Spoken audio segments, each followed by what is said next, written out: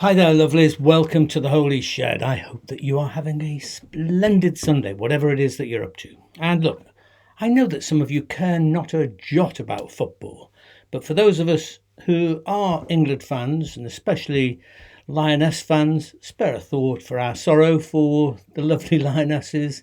It was terribly sad, but as they say, it's a game. So, not sure that's true. But anyway, aside from all that, me and my lovely Pat, have had a fantabulous week, hosted by our lovely friend Angie for our birthdays, which both of which happened this week. And thank you so much for all the best wishes that you posted on Facebook for both me and Pat.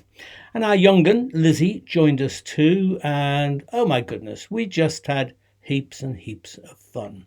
And so 1,000 thanks to you, dear Angie, for the funnest time ever. Birthdays that we will never forget. Now, next weekend, of course, is the weekend of the Greenbelt Festival, and it's the 50th anniversary, which is very exciting. And I, for one, am so glad and thankful for Greenbelt. Over the years, it's been such a beacon of hope for me and many of my friends. I launched my first book, The Post-Evangelical, at the festival in 1995. And it just seemed to be a book for the moment. You know, the festival book manager said that it was the fastest selling book that he'd ever had at Greenbelt. And then, we launched How to Be a Bad Christian there in 2012, which was also a very, very memorable evening with lots of mud and quite a bit of beer, I'm afraid, and a lot of excitement. So I'll be giving a talk there at Greenbelt on Sunday, late morning. It's actually 11:30 to 12:30 in the Treehouse venue, and the talk is called Faith for Givershits.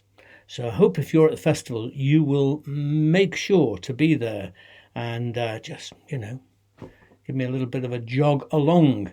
And as well as that, actually, I'll be taking part in a panel in the same venue, the Treehouse, Sunday, 7 p.m. to 8 p.m, called It's Not Me, It's You, which is a panel discussion with a number of us who will be speaking at Greenbelt about our experiences and the audience talking about their experiences of the church. So that's all very exciting. And I'm pretty sure that I will post at least a short shed, as it were, from the festival. But if that really proves that it's more of my everlasting optimism, I will let you know. But hopefully I'll be doing something anyway. Now, as you know, I've been yakking on for the past couple of holy sheds about being a liberal evangelist, a term that I never invented. And initially I spurned it really as being silly and oxymoronic, when someone did apply it to me. But it's a term which, as I've been explaining, I soon became, quite fond of, and I have no problem with, wearing that badge today. The term liberal, of course, as I said last week, is problematic, not least because of the various usages that it has. I mean, in quite a lot of Christian circles, probably some that you have been a part of if you're not now, the term liberal is not far short of an expletive.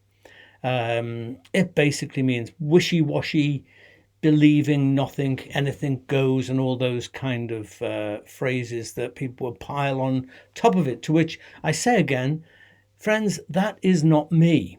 Wishy-washy, I definitely ain't. Many things I am, but not wishy-washy.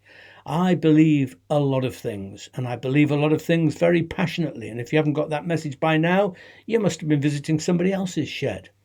It's just that I don't necessarily believe or accept many of the things that the self-appointed keepers of the gate require that I should.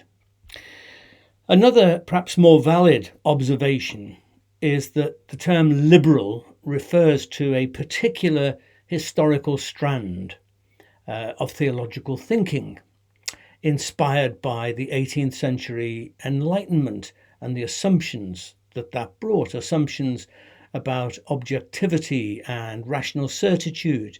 This approach to theology is commonly called the historical critical method that is born out of a whole different way of looking at Scripture to that which had gone before.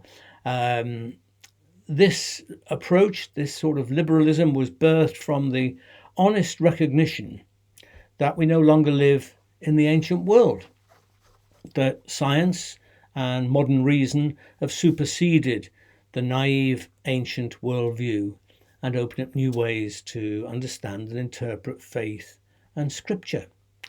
Liberalism in this sense is certainly, I could say, an essential part of my Christian consciousness. I can't see any way of pursuing faith without treating science and much of the modern outlook as partners on that journey.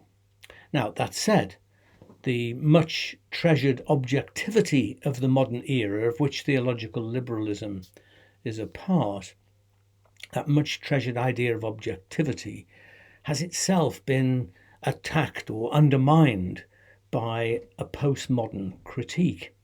And postmodern, well, is just what it suggests. It's postmodern, it's aftermodern, it's accepting in many ways the fruits of the modern outlook, but then recognizing its faults as well.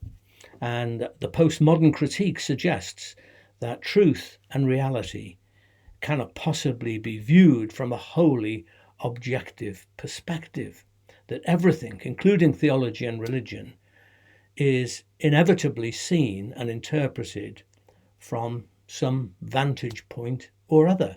In other words, I mean, speaking personally, my theology, as an example, is inevitably shaped by my being a white, heterosexual male of a certain age and with a particular religious and social background. I can't shed all of that and stand in some objective place to look at truth or reality or whatever. So a lot more about that. I'll say a lot more about that on another occasion. I think that's enough for now. Sufficient to say that I am an unashamed postmodernist and, in a sense, a post-liberal. But the term liberal can be viewed, coming a bit more down to earth, it can be applied in a much more generic way to mean something like holding opinions broader or more progressive than the conventional view. I mean, that's what we perhaps nowadays normally mean when we speak about liberal. You know, it means that you take a position, you hold opinions or an outlook which doesn't necessarily fit in with the conventional view. It can also mean, liberal can also mean generous, open, committed to explore different insights or perspectives from other points of view. And in both of those ways, well, I'm very comfortably liberal. As I argued in my book, The Post-Evangelical, I don't discount the notion of absolute truth. Now, that's something which is sort of really very important to conservative Christians, people like evangelicals who think that the Bible is the repository of absolute truth. Now, I explained in The Post-Evangelical that I don't discount the notion of absolute truth, but I don't believe that absolute truth or final truth is something that any human being has ready access to. I believe each of us as humans perceive truth from some perspective or other. Okay, I'm a Christian. I grew up in a Christian home. I attended a Christian church almost from birth. I later made the choice as an adult to be a Christian. But if I'd grown up in a Jewish or a Muslim or a Hindu or whatever else home, or if I'd made an adult decision to be affiliated with a different faith or none, then I would think about life and God and the world from another perspective. I would be looking out of a different window or looking through a different lens. I may be, as I am, committed to interfaith conversation and interfaith relations, and I do all in my power to listen carefully to another person's perspective, and I believe that's something that we all should have a commitment to do. But I am still a Christian attempting to do that, if you see what I mean. I can't step out of these shoes and become a Muslim or a Hindu or an atheist in the full-blown sense of that term. I think that the most, and there's nothing wrong with that, by the way. That's just saying, hey guys, that's fact. We're all standing somewhere. We're all looking through some window. We're all looking at the world and trying to gauge truth and understand God from a perspective. And if we didn't have that perspective, then there'd be nowhere to go with it. There'd be no conversation about the differences with other people to be had. So I think recognizing that you have presuppositions, that you have a perspective, is not in itself a criticism or a bad thing. I think the most dangerous or mistaken position is when we refuse to acknowledge that we do have a perspective that is limited inevitably because we're human beings. I think the dangerous and mistaken thing is when we don't acknowledge that, we have partial and limited understanding of truth. In other words, when we refuse to accept that we all view God, truth, and the world, etc., as I say, through a particular lens, which will inevitably result in some measure of blurred or partial, possibly prejudiced vision. Okay? And here's the biggie for many Christians.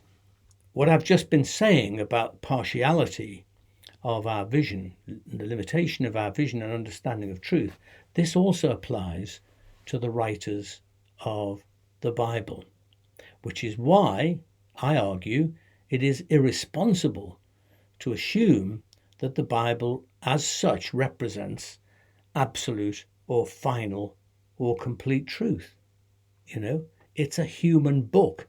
However much you may think that the writers were inspired by God, and that's a whole argument to be had, however much you think about that, it came through the channel of human beings, right? And human beings who were situated in a particular place in the world at a particular time in history, and they could not just transcend that because of some notion of divine inspiration. And interestingly enough, the Bible itself testifies to what I'm saying in the words of Paul, which I can put up on the screen now from 1 Corinthians 13. This section of the chapter says, love never ends. But as for, and that's an important statement right at the beginning, by the way, love never ends. But as for prophecies, they will come to an end.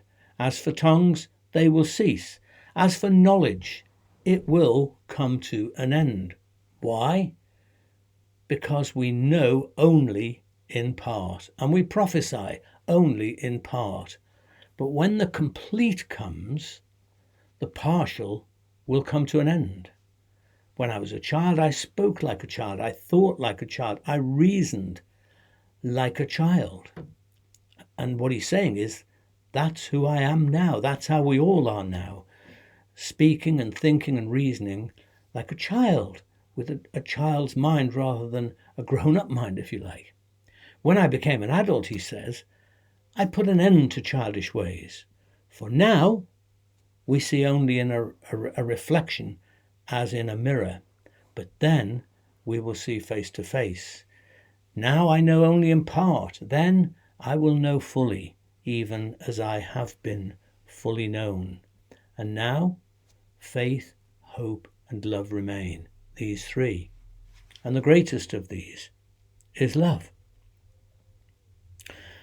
So this is about as clear a statement of partial knowledge and vision as we might ever hope to find.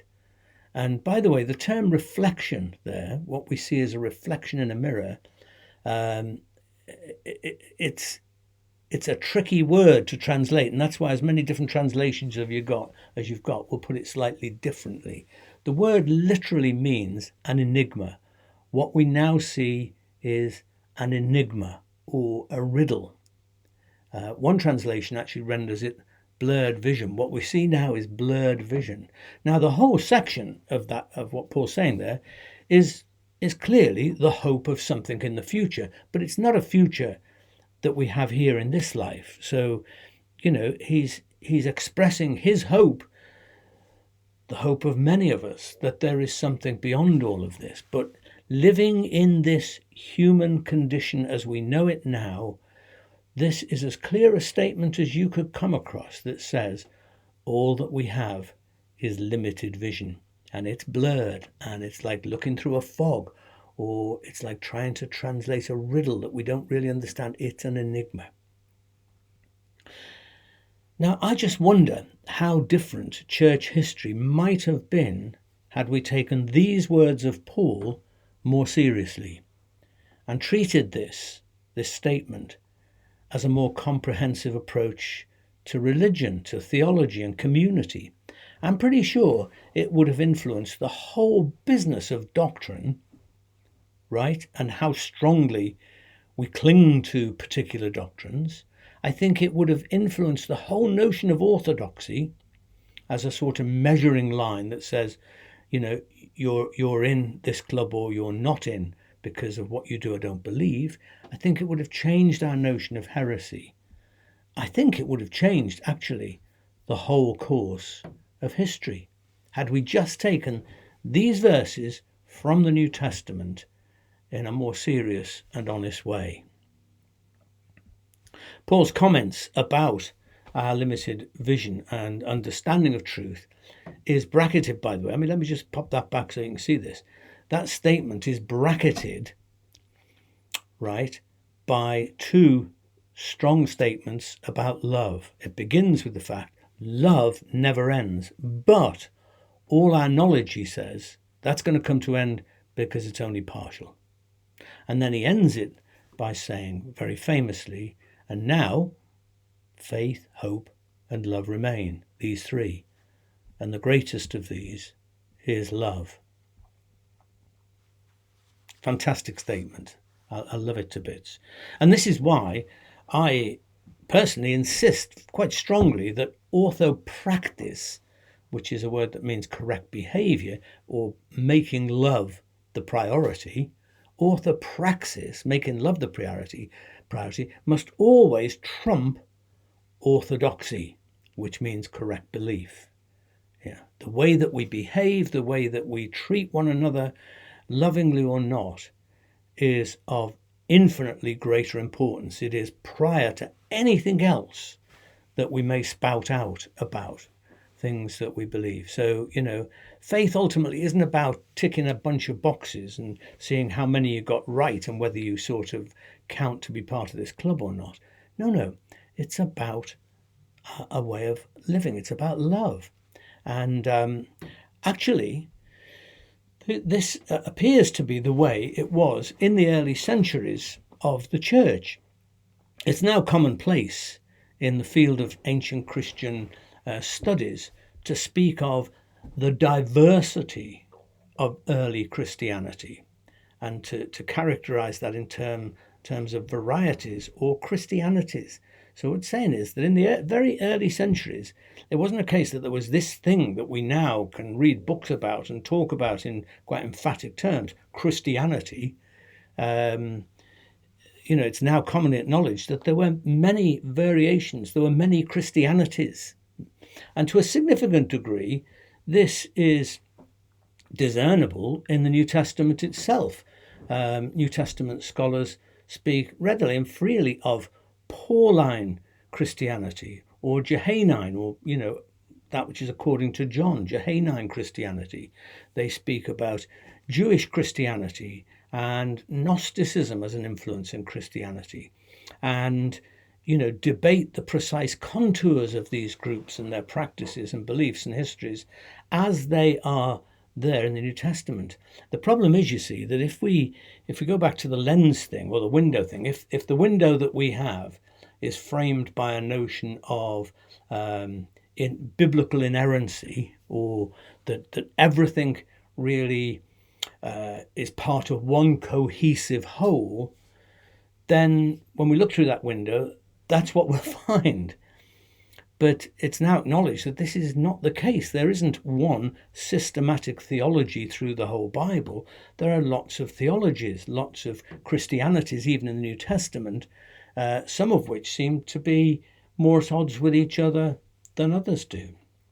So it was in the late 4th century that varieties of Christianity ended or became severely limited, when all of a sudden this much more messy, you could say chaotic scene of lots of different writings that were circulating, different teachings that were, and lots of them really strongly linked to localities, and all of this that was going on basically started to come to an end, became severely limited by around about the late 4th century. What was the significant point? Well, this was after the Roman Emperor Constantine united his empire. He had a divided empire, and this was a great threat to his own position as the emperor. And one of the amazing characteristics is, by this point in time, the Roman Empire was heavily populated by divergent groups of Christians. It was, Christianity was, in all its varieties, the state religion. And so as the now state religion, a unified empire required a unified Christianity. And so Constantine instigated and chaired the Second Council at Nicaea, out of which the famous creed, the Nicene Creed, emerged. So it wasn't really the fact that a bunch of Christians sort of thought, oh, well, let's kind of just try and say what we think about, Jesus and God and all that kind of thing. Each and every one of those statements, from a church point of view, each and every one of those statements is an answer to a question. It is trying to impose, or it is imposing, a particular authorized view over a variety of views that existed at that point in time. And Constantine, from his point of view, wanted to unify the church, because in doing that, he would be doing himself a massive favor. So it was a political plan which neatly dovetailed with a growing crisis in Christian thought, which was, the nub of which was how to retain the unity of God without sacrificing the divinity of Christ. And that problem, and there were all kinds of things which later became branded as heresies, which took divergent views of that.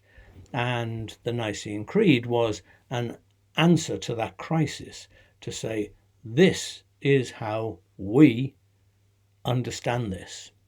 And a series of ecumenical councils, starting at the Council at Nicaea in 325, set out to establish the consistent doctrine of the church, a creed for all. This is the we. And as a result, for the first time, Christians began to persecute one another. Followers of Jesus persecuted followers of Jesus for differences of opinion and faith. If one were found to hold views inconsistent with the teaching of the church as it now become, heresy, in other words, they could be charged with crimes against both church and state. I'm not making this up, by the way. You can read it all for yourself.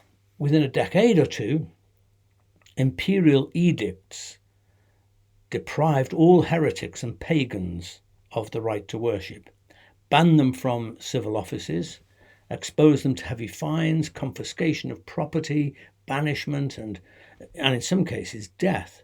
And by 435, there were no fewer than 66 laws against Christian heretics in the empire, plus many others against pagans who were even worse. The purpose of persecution, of course, was to convert the heretics and heathen and thus establish unity, or in reality, uniformity, which is quite a different thing, because it doesn't matter how much you punish someone for believing the wrong things, and how much you may force them into signing a dotted line or whatever, you have not achieved what you're trying to achieve, because unity is something in the heart. Isn't it interesting, guys, that the term heresy originally referred to the act of choosing. Okay? To be a heretic, just as the word was generally used, simply meant to choose for oneself, which puts quite a different spin on it, doesn't it? But over time, it came to indicate a belief or an opinion which was deemed unacceptable, an idea or an interpretation that deviated from the established orthodoxy.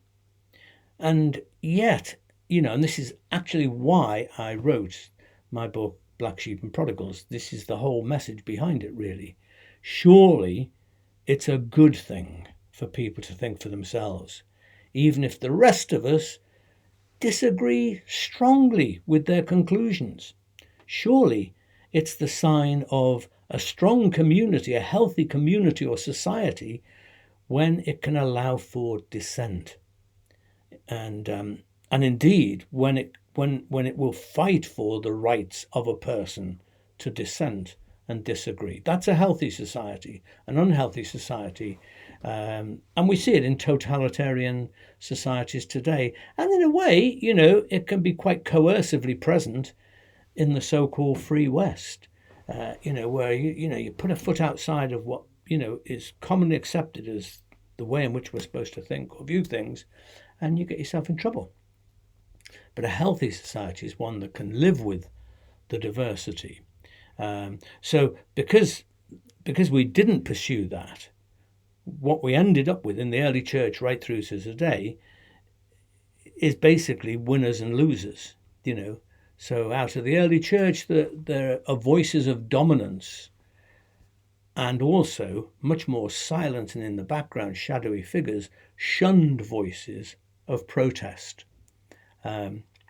Another form of cancel culture, which in itself could never create the unity which the world desperately needed then or still needs today. Unity within diversity, where honest debate replaces heresy trials. That's what I buy into.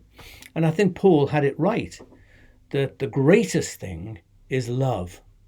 Orthopraxis, living and behaving in accordance with love, trumps orthodoxy every single time. That's what Paul's saying, I believe. But as I've argued in Re-Enchanting Christianity, I believe orthodoxy can be understood in a different way, not as this closed system of pre-packed, watertight propositions, everything nailed down, which one has to assent to in order to belong. That kind of orthodoxy doesn't liberate, it stifles any real conversation. If a voice deviates or dissents, it's excluded or discredited. It's backslidden, It's ultimately a form of mind control. As anyone knows who tries, however lovingly and generously, to plough a different furrow in a fundamentalist or a strongly conservative type of church, you soon find that you can't do that. This is the truth. This is the only truth. This is the only way to understand this and interpret the Bible. And what that is like just pulling down the shutters. It's putting bars on the windows and saying it's a prison, right? It's not a place of free thought, which I think is the essence of what Jesus was about and what the early church, its original form was about. But there is a different approach which treats orthodoxy not as a bunch of propositions or doctrines, but as a tradition of shared speech. It's a conversation, right? Shared symbols, a living community of revelation in dialogue. Wow, that I think is an understanding of orthodoxy I can definitely buy into. Orthodoxy not as a set of propositions, but as a community in which revelation is found within the dialogue rather than in one person who happens to be the biggest, the strongest, or happens to have hold of the microphone standing there spouting forth and saying, "This is the truth, there is none other." Knowing the truth in human experience is never absolute, final, or nailed down. This approach to orthodoxy understands that no one can claim to possess truth, only have perspectives on truth. This is how I see it. This is how I understand it. I mean, you could say actually that that's what it means to conform to the biblical virtue of humility. Because if you take seriously what Paul says in Corinthians, as we read earlier, then, we are all limited. And therefore it's humility, but it's also just common sense to say, I don't have the truth. I'll argue like heck for what I do believe, but I do acknowledge that in the end, it's my perspective. It's how I see it. So within this approach, this communitarian approach to orthodoxy, questions are not only tolerated, they're encouraged, they're cultivated, and can then be debated, as I say, passionately, strongly, as much as you will. But this is what I have called in Reenchanted Christianity progressive orthodoxy, a fertile conversation between past and present and between all those of us who are in the room right now. It's orthodoxy based on orthopraxis, or orthodoxy interpreted through orthopraxis, a community of difference and mutual respect, which never docks a vigorous debate, a difficult issue, but always holds love to be the supreme ethic above being right or wrong. And I'll leave you this time with a quote actually by a theologian, sadly left us a couple of years ago, Sally McFague. I liked her writing a lot. I used it a lot in my dissertation for my master's degree, a book called Models of God. And she says this. She says, thinking theologically is not an end in itself. It is for the purpose of right action, for discipleship, how we follow Jesus in the world. Theology is therefore essential, even though it's not the central enterprise of the religious life. The goal of theology, as I see it, is to be functional. That is, to actually work in someone's life. It's meant to be an aid to right living. Again, if we take those wise words from Sally McFague seriously, what a difference it would make in the way that we live together and approach the whole business of orthodoxy and heresy. So really, I think in other words from what Sally McFague's saying there, theology has to fulfill two criteria. It has to make sense in our world in the 21st century, and it has to make a difference to the way we live in the present. That's how I see it. And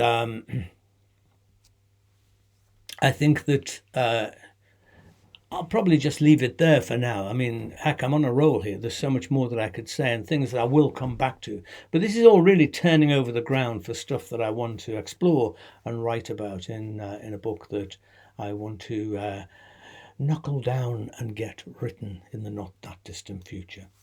So join me again for some more thoughts about this. I don't know what I'll be doing next week. As I say, I'll be at Greenbelt, and so we'll see what comes from there. But anyway, here is a prayer that I thought about when I was thinking over these thoughts that I've been sharing today. What a wonderful world. 8.7 million species of plants, bacteria, and animals, including me. And only 1.2 million named. So far, most of them insects. Not that the rest really care.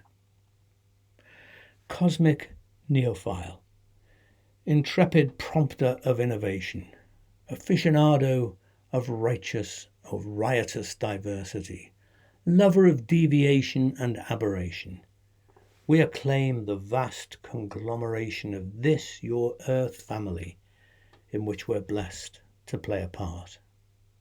Such a contrast to the sad monolithic obsession with convention and conformity in so much history of the Church, birthed in divergence, but too oft solidified by rigidity and static comprehension. Great heart of the universe, 46 billion light years is not enough to contain you. In this galaxy alone, 100,000 million stars sing your praise, their creed, eternal twinkling. How glorious the Church of the cosmos. Holy loving God, mystery of the universe, who cannot ever truly be named, heaven and earth are filled with your wonder.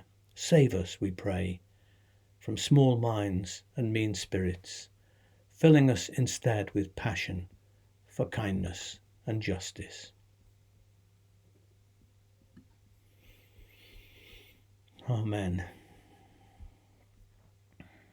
Okay, well, hey, if you got a drink, whatever it is, I invite you to join me now in a toast. Let us toast the universe, too vast for anyone to comprehend.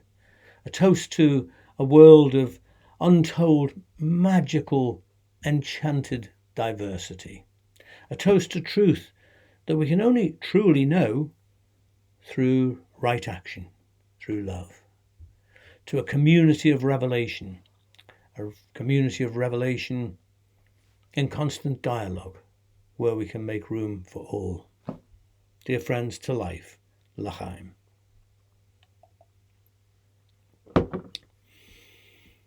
Wonderful. Thank you so much for being here with me today. If you like what I'm doing here in the shed, you can support us. You can buy us a coffee. All you need to do is follow the link on the screen, and all the rest is very easy. And we're deeply grateful, honestly, for so many of you who support us like this and in other ways too. We all need each other, right? So that's just about it, I think. I've said about Greenbelt. If you're there at Greenbelt, please grab me if you see me round, and do come to the Treehouse on Sunday at 11:30 to hear what I've got to say there, and I will really appreciate your support. And yeah, that's just about it. I've got a video to finish, which is a great song by Carol Newcomer, which is called Learning to Sit with Not Knowing, and it very much summarizes, I think, in a lovely song, the things that I've been struggling to try to express here today, because that's where we're all at. We all need to learn to sit with not knowing. So enjoy the song. Have a great week. I'll see you soon. Be kind to those people around you. This is orthopraxis, guys. Be kind to people around you. Be kind to the earth. Be kind to yourself. Stay human, and I'll see you soon.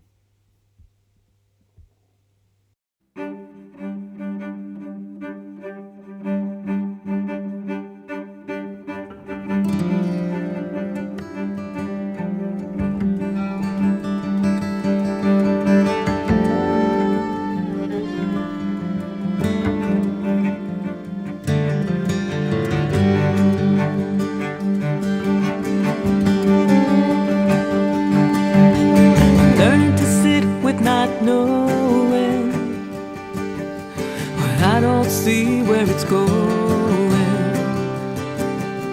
I'll cool my heels and start slowing. I'm learning to sit with not knowing. I'm learning to live with what's next. What if in my best guess? The kind of when it's a process. Learning to live with what's next. Here's a clear space that I've chosen, where the denseness of this world opens, where there's something holding steady and true, regardless me or you. I'm learning to live with the high stakes, befriending my mistakes. Lay my hand where my heart aches. I'm learning to live with high stakes.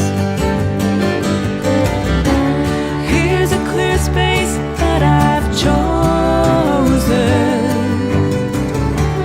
where the denseness of this world opens, where there's something holding steady and true, regardless of me or you.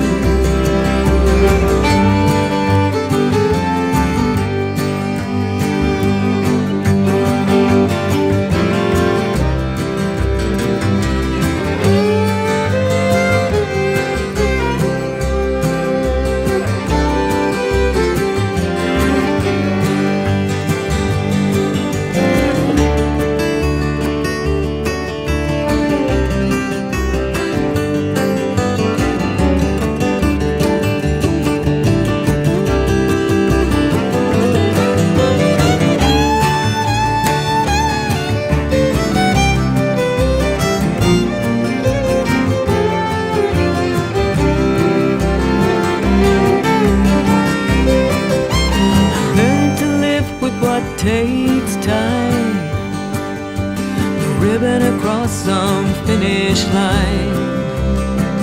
Stop feeling I'm always a day behind. I'm learning to live with what takes time. I'm learning to sit with not knowing,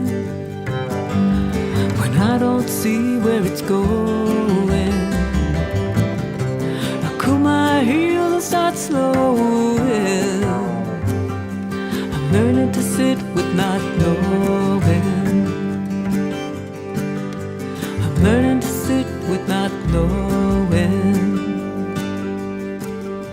I'm learning to sit with not knowing.